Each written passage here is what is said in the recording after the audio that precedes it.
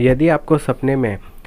देवी देवताओं के दर्शन होते हैं या फिर आपको स्वप्न में बार बार जो है मंदिर हो गए या देवी देवताओं के मूर्ति के दर्शन होते हैं, तो इसका क्या मतलब होता है।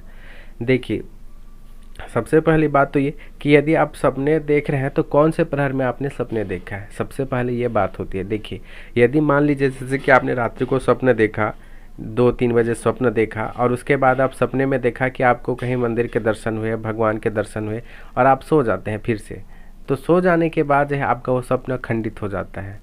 तो इसीलिए, और आप यदि स्वप्न देखते हैं और उसके बाद आप उसके बाद नहीं सोते हैं, आप जगे रहते हैं, तो वह स्वप्न आपका शीघ्र अतिशीघ्र परिपूर्ण होता है या फिर सफल होता है।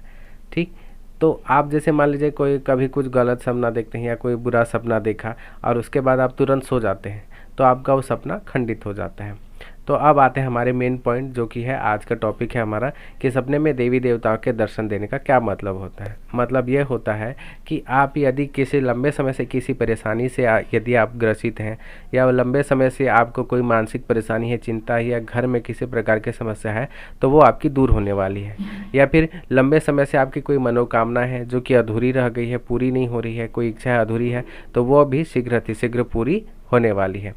आपको सपने में ईश्वर के दर्शन हो रहे हैं, इसका मतलब यह है कि उनकी कृपा, उनकी आशीर्वाद आपके ऊपर है, यह भी उसका तात्पर्य है। आपको आपकी सेवा, आपकी भक्ति से भगवान प्रसन्न है, इसीलिए आपको स्वप्न के माध्यम से वो दर्शन दे रहे हैं